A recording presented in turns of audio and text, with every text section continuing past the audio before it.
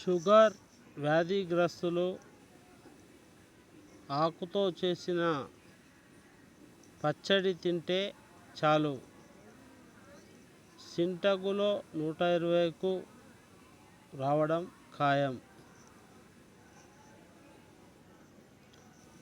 పాలకూరతో చేసిన పచ్చడి తినడం మొత్తంలో ఫైబర్ లభించే అవకాశం ఉంటుంది. దీని ద్వారా రక్తంలో షుగర్ లెవెల్స్ను తగ్గించవచ్చు.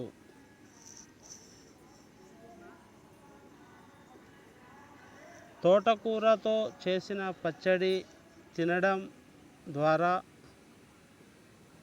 మీరు పెద్ద మొత్తంలో ఫైబర్ లభించే అవకాశం ఉంటుంది.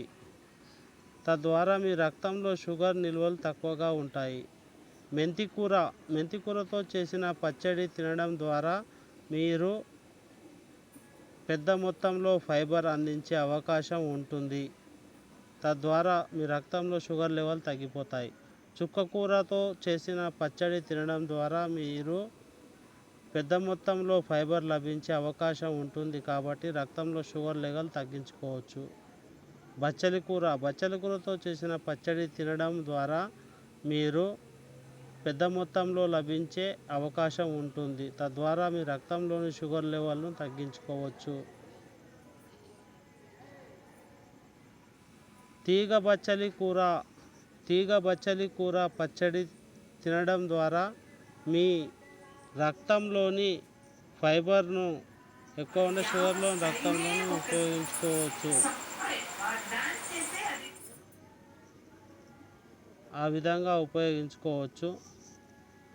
తర్వాత మహిళలు బీరు తాగితే ప్రమాదమా? పచ్చడి తినడం ద్వారా మీరు పెద్ద మొత్తంలో లభించే అవకాశం ఉంటుంది. తద్వారా రక్తంలో షుగర్ లెవెల్ను తగ్గించుకోవచ్చు.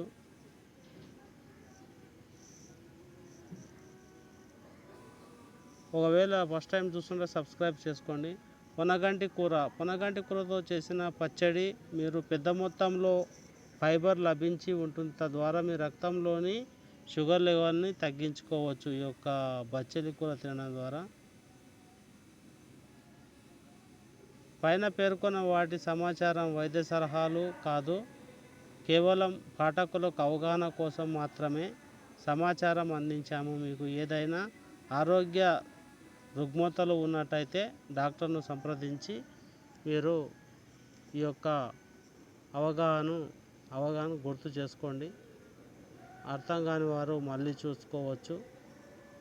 Thank you. ఎవరైనా సబ్స్క్రైబ్ చేసుకొని వారు ఉంటే వెంటనే సబ్స్క్రైబ్ చేసుకొని చూడండి. Thank you so much.